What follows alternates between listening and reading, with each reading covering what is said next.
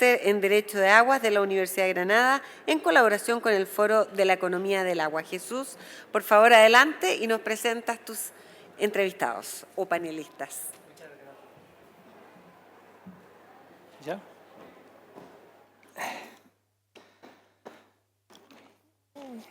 Muy bien, buenos días. Bueno, seguidamente vamos a dar presentación de los panelistas en este cuarto panel tan interesante, tan importante, que no podía faltar en una exposición sobre el agua, que es la sequía, ¿no?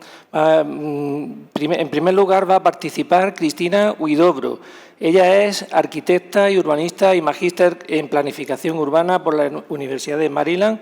Es actualmente gerenta general del Fondo de Agua de Santiago Maipo y tiene una experiencia muy importante en el ámbito de las políticas públicas y de planificación de ciudades resilientes y frente al cambio climático y la sequía. Por favor, Cristina.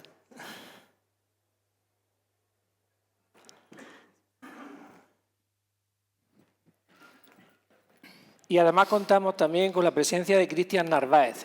Cristian Narváez es ingeniero civil hidráulico por la Universidad de Concepción, es gerente técnico de CIPP Chile y tiene una importante experiencia y dilatada experiencia en rehabilitación de tuberías, diagnóstico y de teleinspección. Gracias, Cristian.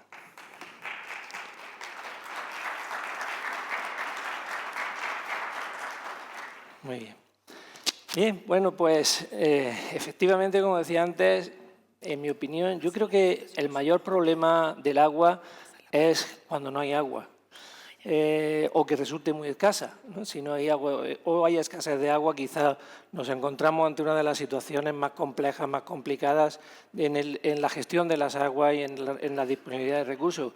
Y precisamente el agua, cuando hablamos de agua siempre hablamos de ciclos en el agua, hay muchas tipologías de ciclos, pero es cierto que hay un ciclo del agua en el que a veces partimos de una disponibilidad de recursos, luego ese recurso puede que sea más escaso y finalicemos teniendo problemas de disponibilidad de agua. Es así porque es un recurso natural renovable, pero es un recurso renovable pero de forma irregular, tanto en el tiempo como en el espacio. Por eso es imprescindible que en Expoagua pues podamos contar con un panel sobre la sequía y sobre los desafíos que la sequía presenta. Las principales consecuencias de la escasez y de la sequía, pues lógicamente son que se van a poder generar conflictos, se generan conflictos y en algunas ocasiones se originan y en otras se complican, se agravan los conflictos existentes y especialmente en algunos sectores, en algunos ámbitos de gran interés como son la agricultura, la alimentación, lógicamente en consecuencia, o la energía, la planificación de las ciudades. La cuestión está en que hay que dar una respuesta a esta problemática, una problemática que además se ve agravada por el cambio climático. Y esta respuesta a esta problemática está vinculada fundamentalmente a los principales desafíos, ¿no?, que representa o que provoca. La adaptación, ¿no?, la adaptación y la resiliencia en estos estadios de escasez y sequía, o cómo compatibilizar el desarrollo, cómo compatibilizar ese desarrollo industrial, humano, económico, con la protección del recurso y también garantizar, en definitiva, los diferentes usos cuando la falta de recursos disponibles los complican y hacen entrar en conflicto. Por eso tenemos necesidad, ¿no? Es necesario encontrar fórmulas de respuesta y de actuación ante estos desafíos y la planificación resiliente, la organización eficiente, la gobernanza, la colaboración, la inversión en creación y mejora de infraestructuras o la innovación y la digitalización se convierten en herramientas imprescindibles. Son necesarias y si no, no podremos nunca resolver estos problemas. Y para contarnos el estado de esta fórmula de respuesta y contarnos aquí cómo solucionar estos problemas, pues tenemos la suerte de disponer de estos panelistas, ¿no?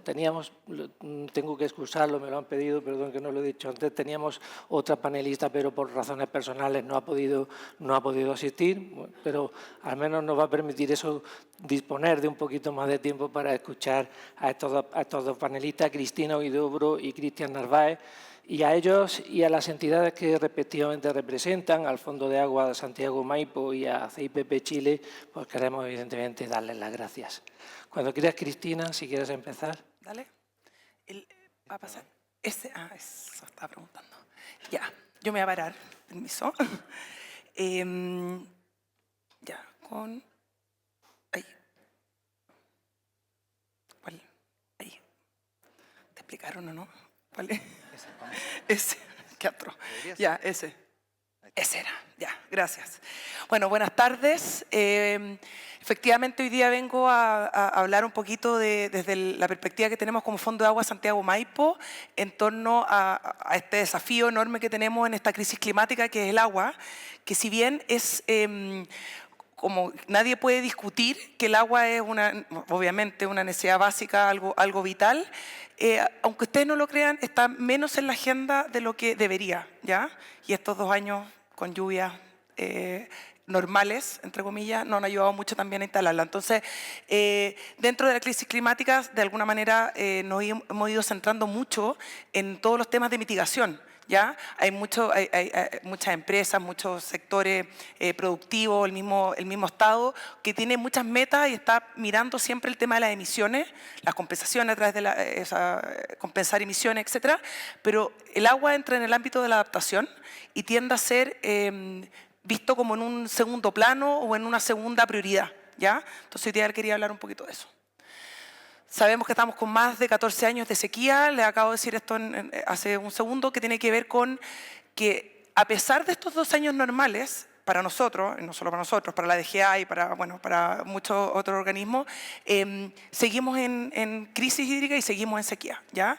Estos 2 años nos indican que los próximos años van a seguir siendo lluviosos normales y hasta que eso no cambie, digamos, hay que asumir que seguimos en sequía, sobre todo porque 2 años normales no recuperan todos estos años de sobreexplotación con baja precipitación.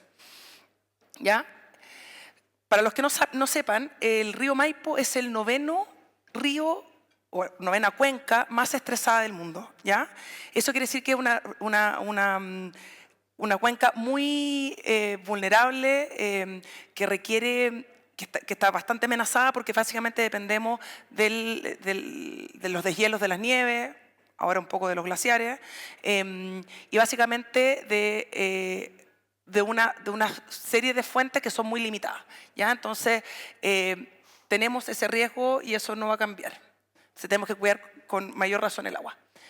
Y bueno, lo que les decía, que pese a que el 2023-2024 tuvimos estos eventos climáticos marcados por abundantes lluvias, el agua, básicamente la situación sigue siendo complicada.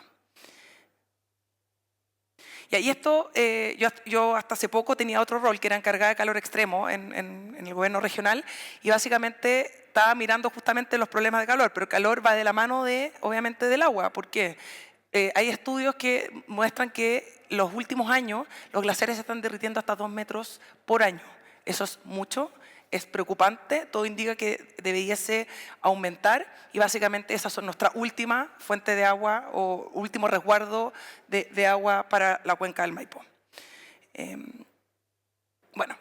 Y en este contexto, y con todas estas preguntas, con todos estos desafíos, nace el Fondo de Agua Santiago Maipo. Somos una corporación público-privada que básicamente busca, con la participación de distintos socios, busca crear una mirada común que enfrente estos desafíos, pero con mucho foco en la acción. ¿Ya? Nosotros tuvimos una época de diagnóstico, tenemos un plan estratégico, que encantado que lo revisen en nuestra web, pero básicamente el foco es decir, bueno, tenemos este escenario, ¿cómo empezamos a empujar una cartera concreta de soluciones para estos desafíos de la crisis hídrica y de la sequía? Estos son nuestros socios, tenemos socios del sector público, privado, la sociedad civil y asociaciones de usuarios, y tenemos al gobierno regional, Agua Andina, Anglo American, a la CONCA, que son la Confederación de Canalistas de Chile, The Nature Conservancy y la Asociación de Municipios Rurales, ¿ya? Que básicamente compartimos este tema en común, que es ver cómo podemos tener seguridad hídrica en calidad y cantidad para las próximas décadas y generaciones. Obviamente miramos la seguridad hídrica en todas sus dimensiones, desde la doméstica hasta la productiva, pasando por supuesto por los ecosistemas. Y bueno, tenemos un plan de acción que obviamente tiene distintas ¿cómo se llama esto? Lineamientos, pero que tiene que ver con soluciones basadas en la naturaleza, con reuso de aguas grises, con eficiencia hídrica, etc. Ya, y aquí voy a entrar en un tema que me interesaba mucho plantear en este panel. Las características de nuestra iniciativa es que sean que sean básicamente pilotos, escalables, replicables y de impacto medible, que se alineen con nuestro plan estratégico, pero que se alineen con los objetivos, los KPI de nuestros socios colaboradores. Y aquí empezamos a ver algunos problemas. Porque cuando fuimos al lado de los socios colaboradores, ya sea empresas, instituciones, el mismo Estado, que saliéramos a ver, bueno, qué proyectos podemos empujar en conjunto, nos dimos cuenta que, lo que les decía al principio, esto es un tema que no está instalado o no está instalado como debería, no quiero decir que no hay nada, por supuesto que algo hay, en torno sobre todo a las empresas. Entonces, nosotros revisamos los reportes de sostenibilidad de muchas empresas ya para decir, oye, ya, pues ¿cómo alineamos nuestros objetivos con las empresas? Porque estamos todos preocupados del agua, por supuesto, sabemos que sin agua no se puede operar, no se puede generar, no se puede producir. Dijimos, por supuesto que vamos a encontrar a todos nuestros partners ideales haciendo esta revisión. ¿Y qué nos pasó? Que buscamos, no, por supuesto que las revisamos todas, revisamos empresas que ya se declaraban, estaban en alguna red de empresas por la sostenibilidad, o no voy a dar nombre aquí de las redes, pero básicamente distintos tipos de redes de empresas que ya manifestaban una preocupación por el cambio climático, por los temas de sostenibilidad. Y la sorpresa que nos llevamos es que efectivamente existe ese compromiso, y la gran mayoría de las metas, los KPI, están asociados a emisiones, ¿ya? Encontramos muy poco sobre agua, entonces lo que nos genera una alerta, básicamente. Porque este es un desafío, en la sequía, que no lo puede resolver el Estado solo, no lo puede resolver el sector privado solo, tienen que ser alianzas público-privadas, y si el mismo sector privado no está de alguna manera embarcado en esto, es difícil, ¿cómo se llama esto?, avanzar en esa cartera. Se voy a pasar aquí bien rápido. Así como ejemplos nomás. Por ejemplo, revisamos cuántos reportes mencionan la palabra agua. Igual un 30% que no la mencione, o sea, ni siquiera como, no sé, cuánto pagan de cuenta. O sea, eso no quiere decir que no hagan nada. Yo sé, aquí hay varias personas que probablemente trabajan en reportes de sostenibilidad, no todo se reporta, ¿ya? Pero esto igual es un indicador al menos de importancia o relevancia, de prioridad. Lo bueno es que las que sí nombraban el agua, al menos el 92% tenía meta y compromiso. O sea, ahí mejoramos la métrica. Pero después pasamos a ver los proyectos y básicamente, de nuevo, un 30% no tenía, o sea, declaraba metas, pero no tenía o no declaraba ningún proyecto. Entonces, de nuevo, preocupación. ¿Cómo podemos empezar a empujar una cartera de trabajo colaborativo que con esta infinidad de desafíos que tiene la cuenca, con un socio como con un sector que no está todavía tan sensible? Entonces, en el fondo, estas conclusiones tenían que ver con que 30% de las empresas no tienen considerado el agua dentro de su impacto, el 57% no tienen iniciativa o proyectos relacionados, y básicamente nosotros hablamos de que hay como 3 niveles. Cuando primero te das cuenta de que el agua es un tema sensible, entonces revisas tu huella hídrica, revisas tu operación y eventualmente haces proyecto para ser más eficiente, ¿ya? Y para eso recorras las ferias, hay infinitas soluciones para hacer operaciones más eficientes, etc. Y después viene como esta otra parte que, bueno, cómo salgo de mi operación y salgo a mis comunidades y miro el medio ambiente, básicamente. Miro mi entorno, miro la cuenca y cómo de alguna manera restauro o repongo el agua que ocupo. Y de eso tenemos muy poquitos ejemplos en Chile. Entonces, bueno, básicamente parte de nuestro desafío como Fondo de Agua tiene que ver con apoyar empresas, con generar esta discusión y ver cómo podemos ir de alguna manera apoyando la creación de metas, mirando el estado del arte en el mundo como para poder ir metiendo este tema. Ahora, esa es como la parte como no tan buena noticia, pero la buena noticia es que tenemos básicamente una cartera muy grande de proyectos para la región metropolitana que permiten de alguna manera abordar los desafíos hídricos, que tenemos cartera propia elaborada por el Fondo de Agua, pero también tenemos cartera con nuestros socios. Por ejemplo, el mismo gobierno regional tiene una cartera de 34 proyectos ¿cómo se llama esto?, regionales de todo tipo de soluciones. Hay 600 proyectos a nivel municipal y entonces al final del día, por cartera de proyectos, no nos podemos quedar cortos, o sea, tenemos para elegir. ¿Y cómo se piensa esta cartera? Yo pensé que tenía menos tiempo, así que por eso lo traje mega resumido, porque si no podría haberles traído 65 láminas de los proyectos que se pueden ver, pero encantada de mostrárselo en otras circunstancias. Y decirles que de alguna manera estamos mirando como el desafío en dos dimensiones, desde la oferta y la demanda. Primero, cómo mejoramos la oferta de agua en nuestra cuenca, cómo aumentamos o cómo mejoramos la disponibilidad de agua. Y eso tiene que ver mucho con soluciones basadas en la naturaleza, con obras de conservación de agua y suelo que son zanjas de infiltración, limanes, cochas, que permiten infiltrar agua y lluvia en el acuífero.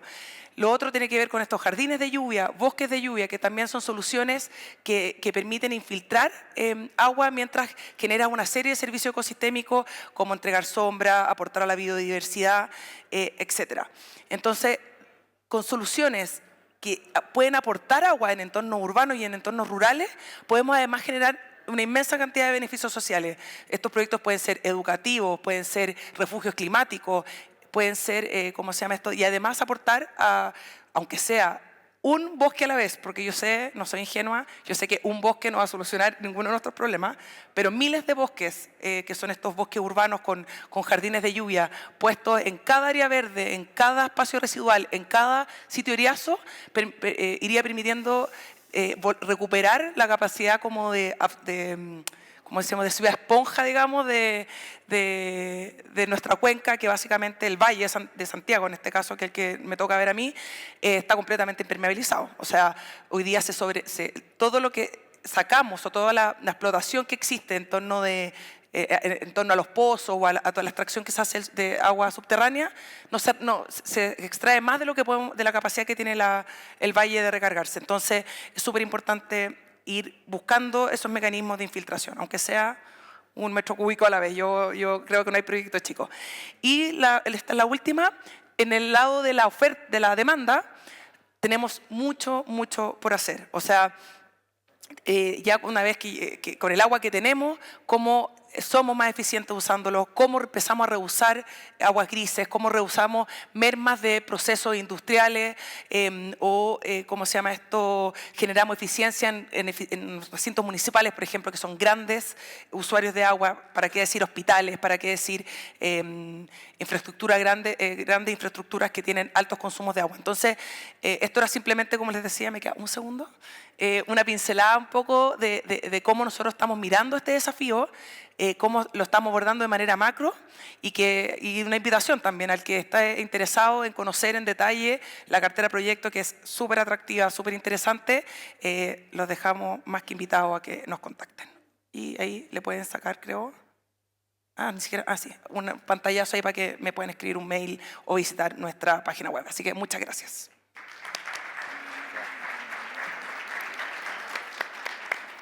Muchísimas gracias, Cristina. Son muchísimas las reflexiones que nos plantea tu magnífica intervención, pero quizá, si os parece, continuamos con la intervención de Cristian y luego pasamos a un turno de preguntas, ¿vale? Cristian, por favor. Gracias.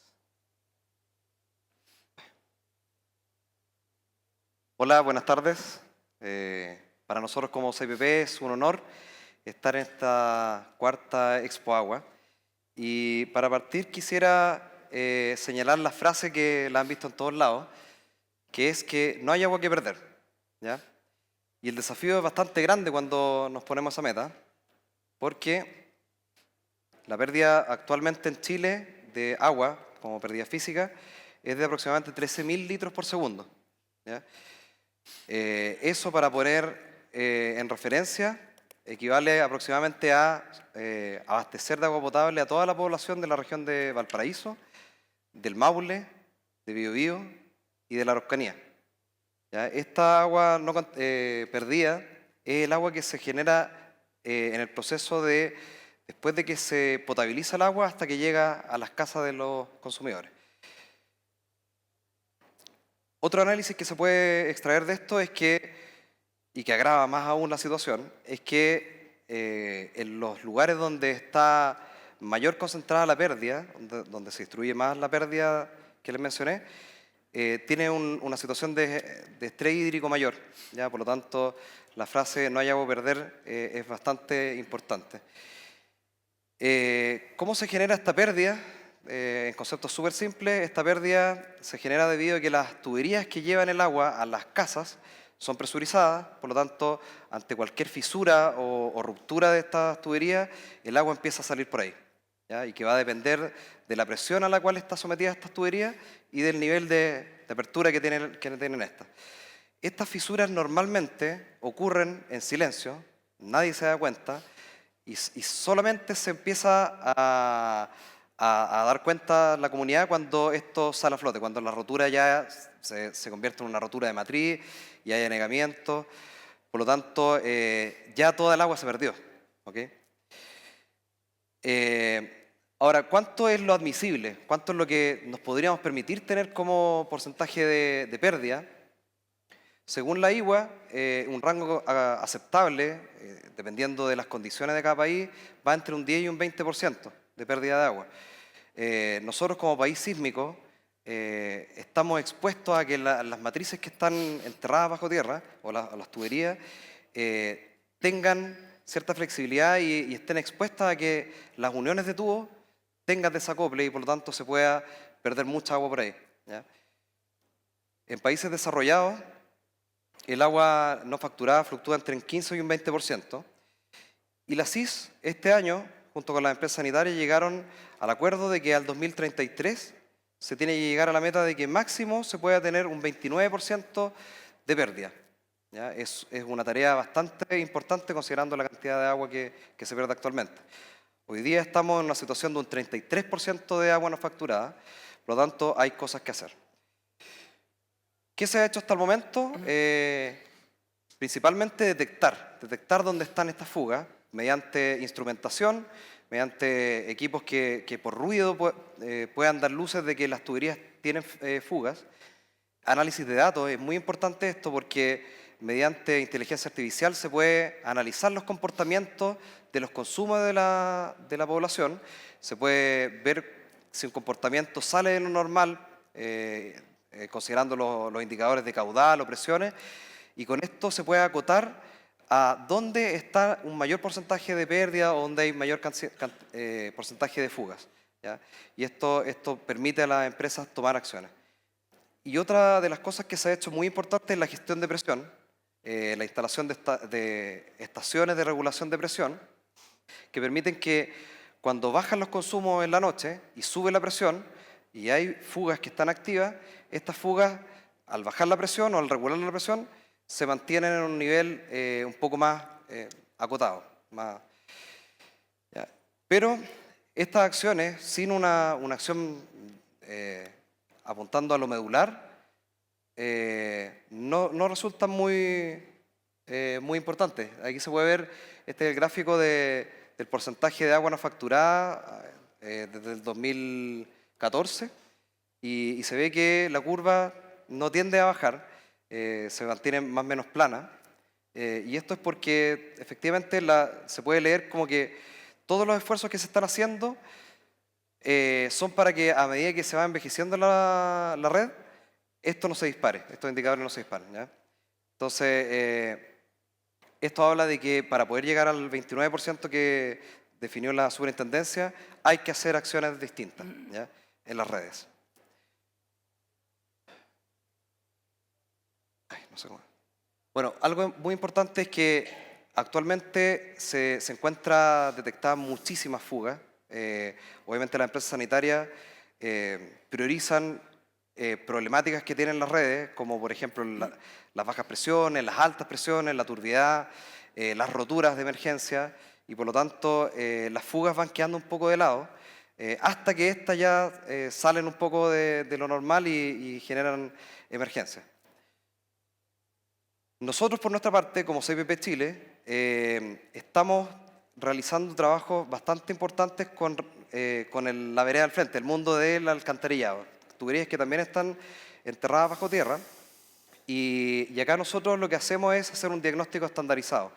Y aquí hay un muy buen ejemplo que se podría aplicar a las redes de agua potable, donde con inspección robótica nosotros podemos llegar a estos informes donde se detalla al centímetro cuál es la condición de estas tuberías, ¿ya? Y se puede identificar en dónde están los problemas y cuál es la envergadura de ese problema, ¿ya? Si hay roturas, si hay desacople, todo queda en este informe que es estandarizado bajo certificación internacional. Esto podría ayudar a la gestión de las pérdidas, debido a que con esto las empresas pueden saber bien cuáles son las acciones que deben tomar, además de las que ya les mostré anteriormente, y poder atacar de una manera más priorizada, si se quiere, los problemas y más efectiva. Otra de las cosas que nosotros estamos haciendo en aguas servidas, que también se puede aplicar a agua potable, es la rehabilitación CIPP, con metodología CIPP. Esta rehabilitación básicamente consta en introducir una manga flexible impregnada con resina dentro de una tubería existente que está dañada y mediante un método de curado dejar una tubería nueva dentro de una tubería existente. Los procesos son impregnación en planta, luego se lleva la manga al sitio para una posterior inversión con aire a presión. Esta manga va avanzando a medida que va avanzando por la tubería y se va adaptando a las distintas particularidades de la tubería o deformaciones, y después mediante una incorporación de vapor se logra subir la temperatura de esta resina y esta resina finalmente se queda endurecida y pasa a ser un material estructural que cumple con la norma 3409 nacional. Finalmente se tienen que aperturar las uniones domiciliarias con estos robots fresadores y queda una tubería como nueva dentro de otra tubería. Esto básicamente es lo que hacemos en Agua Servida.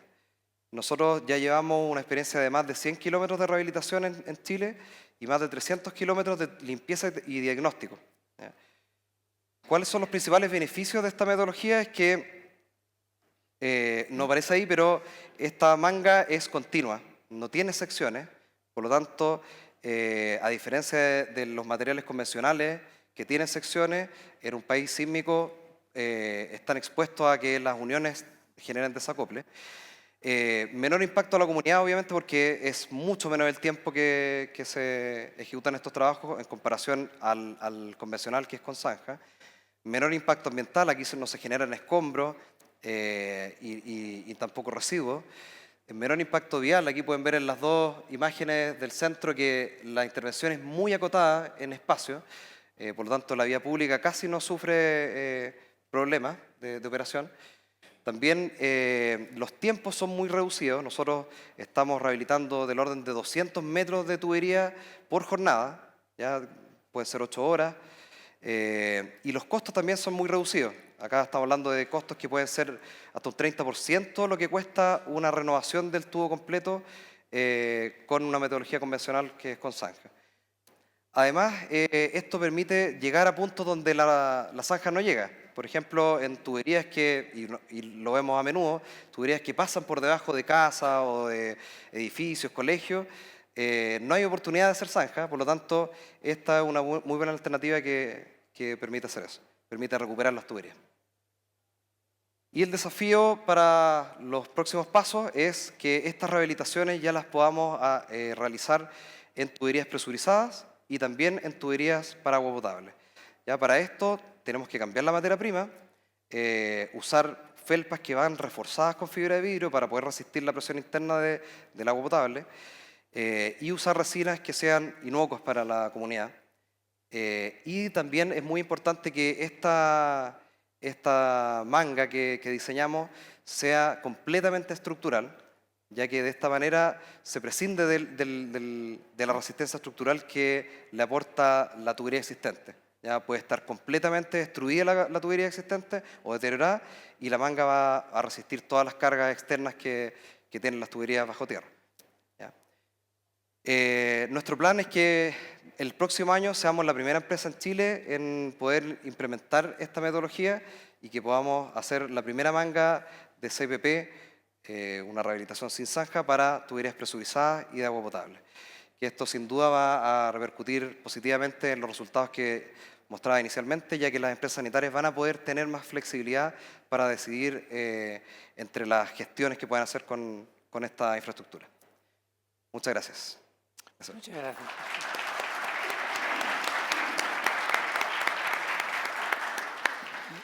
Muy bien, muchísimas gracias. Ahora, si os parece, podemos empezar un turno, voy a empezar un turnito de preguntas y si queréis pues podéis contestarlas. Empiezo por ti de nuevo, Cristina, si te parece. Bueno, en primer lugar, habías comentado la importancia que tiene la asociación público-privada. En la colaboración público-privada es trascendental en todos los ámbitos, ¿no? Si queremos que un sector avance.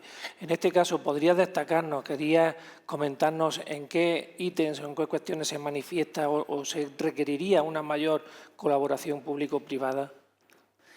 Sí, o sea, bueno, el espíritu de nuestro Fondo de Agua tiene que ver con una asociación público-privada, está en nuestro estatuto, está en la formación de nuestro directorio, pero también porque el desafío requiere intervenciones bien ambiciosas. O sea, nosotros estamos hoy día en una etapa de pilotear ciertas soluciones, instalar ciertos temas, pero en algún momento hay que dar el paso a restaurar la parte alta de la cuenca, ¿cómo se llama esto? Hacer grandes infraestructuras, estoy hablando infraestructura verde, pero infraestructura al fin y al cabo, o distintas obras, incluso como las que comentaba Cristian, quizás que tiene que ver con cómo se mejoran, no sé, las redes o cómo se mejoran, qué sé yo, las distintas soluciones existentes. Entonces, podemos seguir al paso del piloto y el proyectito uno a uno, que creo que sí tiene un valor hoy, pero en la mirada de mediano a largo plazo requiere grandes inversiones. Y ahí donde, al menos nosotros estamos convencidos que tiene que haber un trabajo público-privado, no solo en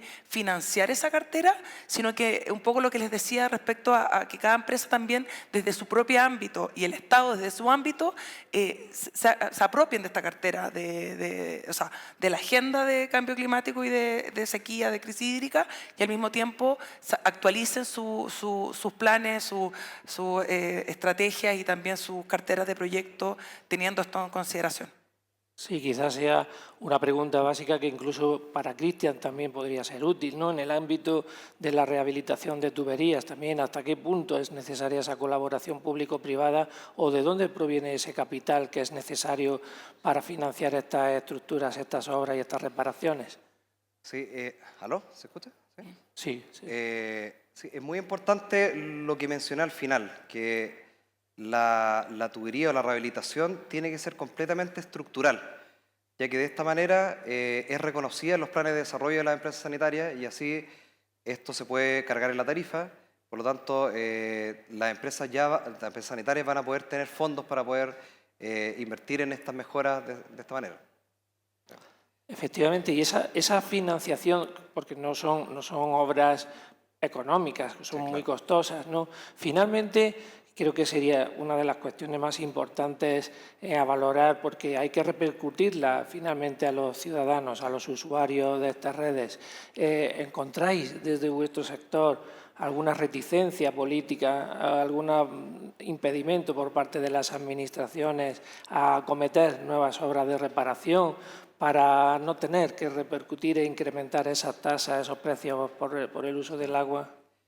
Sí, la verdad es que no se ve mayor impedimento. O sea, todos los beneficios que entrega esta metodología, no deberían haber situaciones que impidan tener que ejecutar estos trabajos así.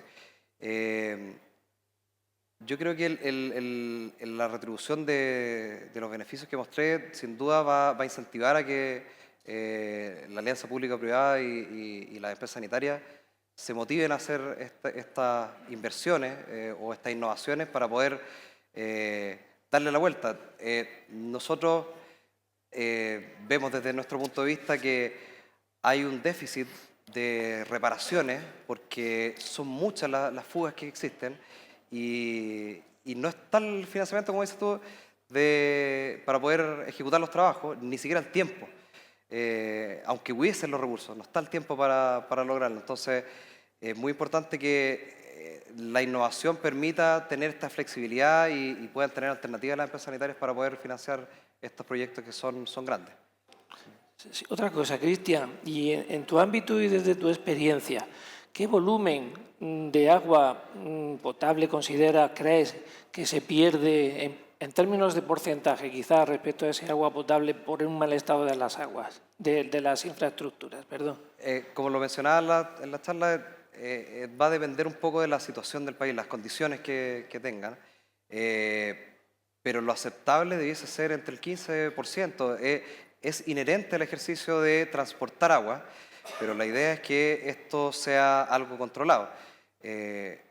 A niveles muy altos, por más que tengamos acceso a fuentes inmensas de agua, si tú llevas con un colador agua a las casas, no va a ser muy eficiente. Entonces, lo importante es que esto sea bajo. Yo mencionaba algunas de las medidas que se pueden utilizar para bajar las pérdidas, pero hay varias más. Lo importante es que todas estas vayan de la mano y no se dejen una de otra. Y también lo más importante es lo medular. Las tuberías requieren atención, requieren mantención y requieren renovación cada cierto tiempo. Hoy día la tasa de reemplazo de tuberías en Chile es muy baja, en agua servida y en agua potable. Con la tasa que tenemos hoy día de renovación de tuberías, en agua servida, por ejemplo, tardaríamos 300 años en cambiar toda la infraestructura de agua servida. Por lo tanto, y sabemos que los materiales no duran 300 años, es mucho menos. Entonces, es muy importante que se hagan estas inversiones y se pueda realizar este cambio. Para bajar la pérdida.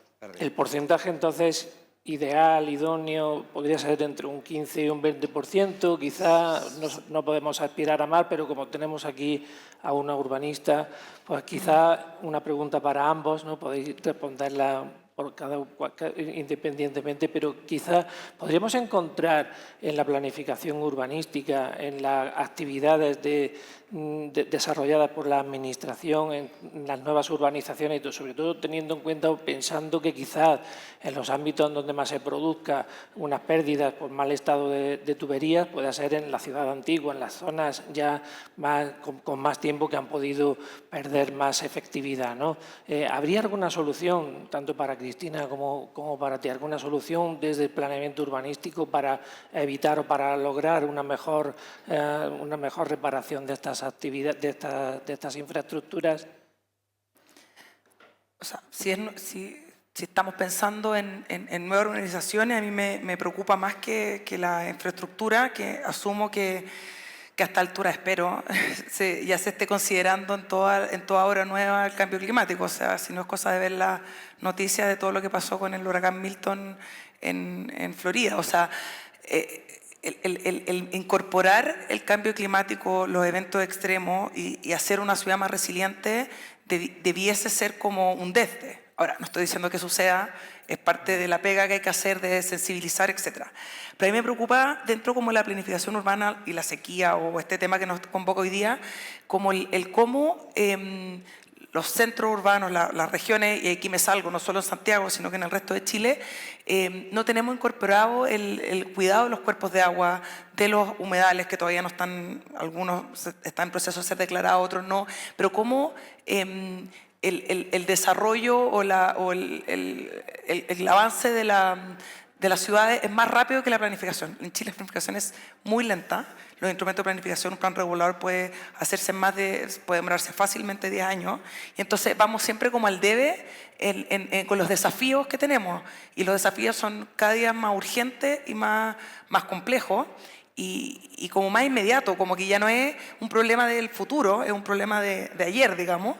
Y de alguna manera estamos muy al debe con toda la planificación y con los instrumentos. Ahora, se están haciendo cosas, los municipios están haciendo sus planes comunales de cambio climático, el gobierno regional está a punto de lanzar su plan regional de cambio climático, que son instrumentos de planificación que de alguna manera incorporan toda esta cartera, esta visión, estos desafíos, y también los PROT, que son los planes regionales de ordenamiento territorial, están incorporando la variable de cambio climático por primera vez en instrumentos de planificación territorial. Entonces, no es que no haya nada, por supuesto que se está avanzando, pero yo creo que aquí esto no podemos esperar y un poquito, lo vuelvo a decir con el Fondo Agua, nacimos un poco en eso, como no podíamos esperar a que la política pública, las leyes, el Código de Aguas cambiara para poder abordar los desafíos.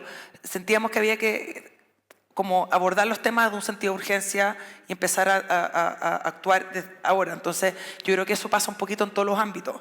Como que es como decir, bueno, vamos a esperar que la tarifa decida, ¿cachai? Como, yo no tengo idea de este tema, lo comento como un ejemplo similar quizás al mío. Pero tiene que ver con eso, como claro, efectivamente hay cosas que hay que regular, hay que normar y que nos van a empujar la agenda, pero por otro lado hay que buscar los mecanismos de avanzar en estas como necesidades de otra manera. O sea, siento que no podemos escudarnos en los cambios que faltan, sino que usar las leyes, las gobernanzas y el marco regulatorio existente de la mejor manera posible. Como que yo soy muy optimista en esto. Creo que es muy fácil escudarse en que las cosas no se pueden hacer. Y yo creo mucho en la gestión pública, en la asociación público-privada, y creo que se pueden lograr grandes cosas con lo que hay, digamos. ¿Y tú, Cristian, qué piensas? ¿Habría que integrar de alguna manera más específica estas soluciones en la gestión urbanística? Sí, nosotros que trabajamos todos los días prácticamente realizando estas reparaciones o en la calle, vemos que todavía no están muy involucrados todos los gestores, todas las áreas. Esos indicadores que mostré de pérdida, creo que son indicadores que nos repercuten a todos. O sea, no es un indicador de la empresa sanitaria, que es una empresa privada, es un indicador que nos tiene que preocupar a todos los chilenos. Por ejemplo, y ese indicador es un poco invisible. Yo he conversado con mucha gente y les pregunto cuánto ustedes consideran que es la pérdida que hay por el agua que pasa por las redes, y poca gente se lo imagina. Pero sí saben, por ejemplo, que no sé, pues en este sector se corta mucho el agua, o que sí hay muy baja presión, o que el agua sale turbia. Eso es mucho más visible, pero los indicadores que mostré de pérdida son indicadores vitales para poder hacer o proyectarnos de manera sostenible en el desarrollo. Entonces, lo que nos ha pasado que en el día a día en el trabajo vemos que hay poca conexión. Nosotros, por ejemplo, lo mostraba en la presentación, es una metodología muy poco invasiva, pero que vamos a pedir permiso a las municipalidades y nos postergan por 3 meses para poder realizar los trabajos. Y en 3 meses vamos de nuevo a hacer la rehabilitación y el tubo se cayó. Entonces hay situaciones que no pueden esperar y como decía, creo que todas las áreas que están involucradas en esto, incluso las comunidades, las juntas de vecinos, tienen que hacerse parte de que este es un problema de todos y todos tienen que poner de su parte. También nosotros hemos hecho gestión con juntas de vecinos para poder mejorar la relación y que se puedan finalmente ejecutar estos trabajos, pero hay de todo. Entonces, también creo que debiese haber una comunicación más para que estos números y estos temas tan importantes de pérdida y que al final repercuten en el estrés hídrico sean conocidos por todos y que todos hagan parte. Imprescindible resolver este problema si queremos abordar ciertamente con una eficacia el problema de la sequía, sobre todo en las ciudades. Pero bueno, volviendo a las ciudades y al hilo de lo que nos comentaba Cristina sobre esos bancos como decía, bancos de lluvia y los jardines de lluvia, que me ha resultado muy interesante desde la perspectiva del otro fenómeno hídrico, ¿no?, de las inundaciones, pero quizás hay también soluciones estructurales, ¿no?, contra la sequía en la ciudad. ¿Hay algún tipo de solución que, al estilo de estas que hay para los problemas de inundabilidad, se puedan articular para paliar un poco, para hacer ciudades urbanísticamente más resilientes a la sequía? O sea, lo primero que hay que decir es que no hay una bala de plata para ninguno de estos temas, ni para la sequía ni para el cambio climático. Entonces siempre es como una batería de soluciones que tienen que ir trabajando de manera como articulada. Lo digo porque, no lo digo yo, digamos, porque nosotros nos inventamos los fondos de agua. Hay 26 fondos de agua en Latinoamérica, más de 40 en el mundo, y trabajamos en red. Nosotros tenemos reuniones con los otros directores del Fondo de Agua para intercambiar experiencias y de alguna manera ir aprendiendo de la experiencia de los otros. Y si hay algo que tenemos como hay un consenso y que ha sido probado en otras cuencas de Latinoamérica, es que la forma que se debiese abordar esta crisis en las cuencas es desde la parte alta hacia abajo, ¿ya? O sea, restaurar la parte alta de la cuenca como restaurar todo el piedemonte, toda la parte alta que está erosionada, que ha perdido su capacidad de infiltración por el sobrepastoreo, por la deforestación de décadas, etc. Es como el paso 1 para la salud de todo lo que viene hacia abajo. Entonces, y eso es caro, o sea, porque no es restaurar una hectárea, no es un par de zanjas, estamos hablando de hectáreas y miles de hectáreas. ¿Ya? Entonces, ahí donde, de nuevo, es como decir, bueno, nos la jugamos por cuidar lo que nos básicamente alimenta agua abajo, y eso son palabras mayores. Esas como, si tú me dices, ¿dónde podríamos, en verdad, mover la aguja? Yo creo que por allá va el tema. Y lo tenemos puesto en nuestro plan estratégico y lo tenemos puesto como una prioridad del día 1, pero es súper difícil de abordar. Requiere, hay en toda la cordillera de los Andes, en la región metropolitana, hay terreno privado, los menos son los públicos, y ahí de nuevo, acción público-privada, digamos. Entonces, es muy importante como abordar, como te digo, los problemas complejos. Entonces, cuando nosotros pensamos en estas otras soluciones, que son, de nuevo, mucho más sencillas, que no nos van a llenar los pozos de agua, los 2 bosques que estamos haciendo, pero sí creemos que es un proyecto altamente replicable y escalable. Tanto así, y puedo decir algo, una noticia que nos tiene muy contentos. Voy a contarles que la próxima semana nos entregan justamente un premio ya internacional por el bosque de lluvia, de la CAF, el Banco Latinoamericano, porque ven en este tipo de soluciones algo que es replicable en distintos territorios, en distintos contextos, en distintas escalas, qué sé yo. Entonces, aquí hay soluciones pequeñas como esas que pueden ser altamente replicables, o estas grandes como intervenciones para poder abordar el tema. Pero como te digo, no es una, tiene que ser un conjunto, y nosotros estamos básicamente trabajando, mirándolas todas, priorizando lo que podemos, y en la medida que vamos teniendo disponibilidad de presupuesto vamos priorizando las distintas soluciones. Así que por ahí un poquito, lamentablemente no una respuesta, ojalá fuese más simple, pero a problemas complejos, soluciones complejas. Cristina, y una última pregunta. El cambio climático está haciendo que a lo mejor en los casos de las ciudades que están construidas, que no están adaptadas a las nuevas necesidades, que no son resilientes, pues algunas de las soluciones que teníamos antes pues sean insuficientes ahora mismo. ¿Qué retos plantea el cambio climático respecto a las ciudades para hacerlas así también más resilientes? Oye, qué bueno que preguntaste esto, porque hace rato que lo quería decir. Yo creo que el primer desafío es que como que es confuso. O sea, estamos en sequía, pero hemos tenido 2 años con lluvia que nos ha generado enormes inundaciones. Entonces, esto es como cuando uno empieza a escuchar a la gente como negacionista del cambio climático, dice, pero ¿cómo va a haber sequía si no estamos todos inundados? Claro, o sea, ni siquiera es que ya llovió en exceso, llovió como año normal, pero tuvimos eventos de negamiento, o sea, toda esa agua que debiese ser oro es un problema hoy día. Entonces, ser resiliente tiene que ver con adaptar la ciudad a estos eventos que son, como digo, cada vez llueve menos, pero cuando llueve todo junto, y por eso nos encantan estos jardines de lluvia y bosques de lluvia, porque no solo tiene que ver con un tema, no sé, de biodiversidad o porque a mí me interesa infiltrar agua y lluvia.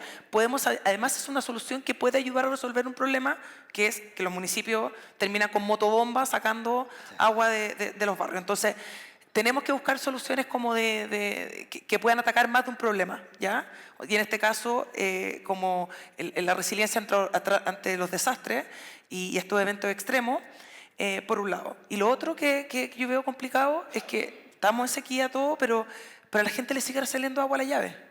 Entonces, como tú decías, así como están las pérdidas que son invisibles, la sequía tiende a ser invisible para la ciudadanía, incluso para las empresas. Ya les conté que muchos no lo están viendo ni como riesgo. Entonces, ¿cómo visibilizamos un problema que claro, con estos 2 años al final nos entrega señales como confusas? Entonces, yo creo que ahí hay la parte de educar, de la educación en torno y la sensibilización en torno al cambio climático, a esta disparidad de eventos, es muy importante, porque si no, como que nos quita el sentido de urgencia.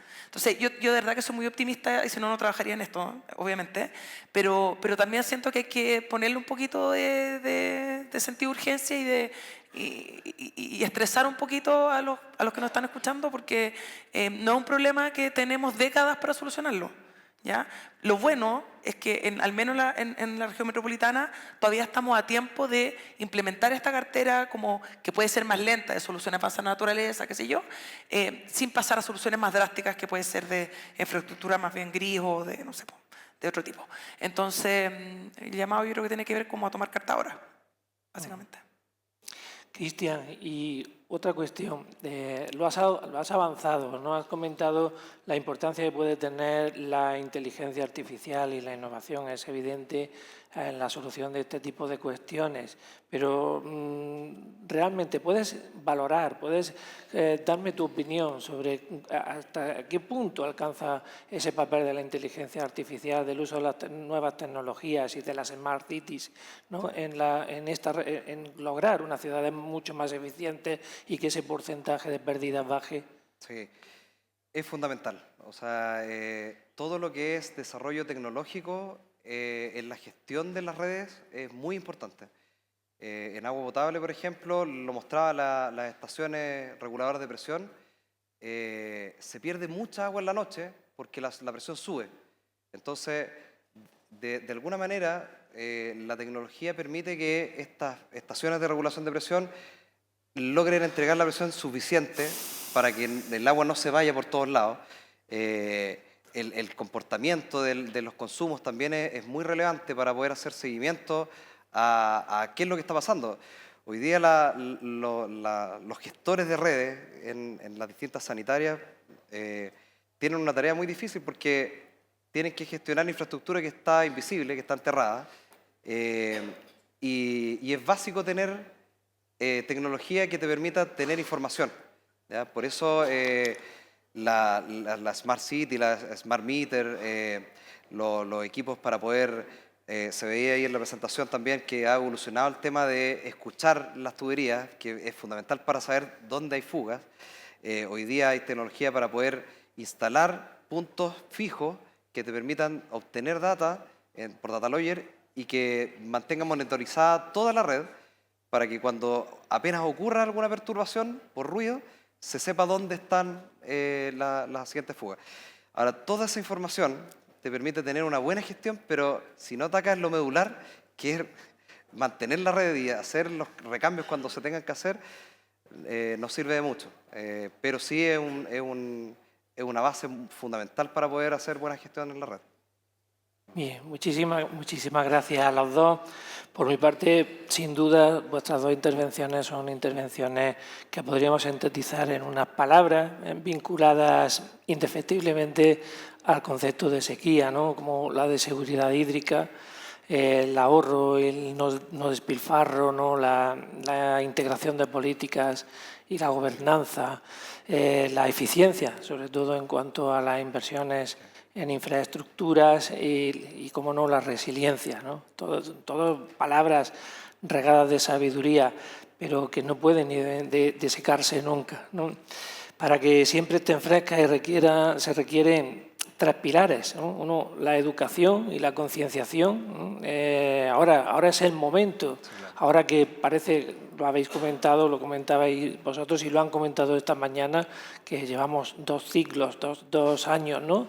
De lluvia, que tenemos disponibilidad de recursos, pero precisamente cuando no hay emergencia es cuando tiene que haber conciencia y es cuando hay que adoptar esas medidas y evidentemente en los sectores en los que vosotros os desenvolvéis son ideales, son los mejores para lograr, ¿no? Que consigamos esa eficiencia en el recurso con conciencias y con educación, porque la educación es importante, también lo han comentado esta mañana, si no hay una formación para esta concienciación, pues evidentemente los resultados no son los mejores. Pero también en innovación, ¿no? El otro pilar sería la innovación de la que nos habéis hablado. Esas inversiones son fundamentales y las inversiones que provengan no solo de lo público, sino también de lo privado y que luego se distribuyan sin miedo, porque es algo necesario entre los ciudadanos para que todos podamos, sin ningún tipo de hándicap político, pues lograr este efecto, ¿no?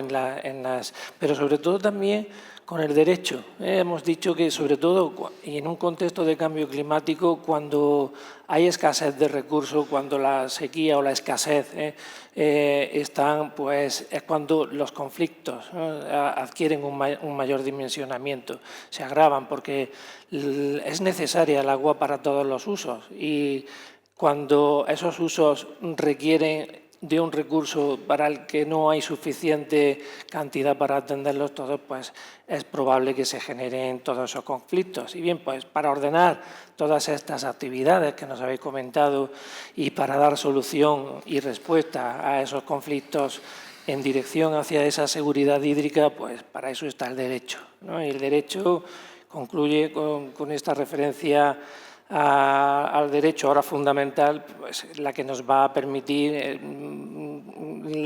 la siguiente conferencia, la que viene ahora, que tiene un enorme interés para nosotros, titulada Agua y Derecho como broche de oro a esta exposición, a esta cuarta exposición a cargo de mi compañero Estanislao Arana. Muchísimas gracias por vuestra intervención, creo que han sido cruciales y agradecido.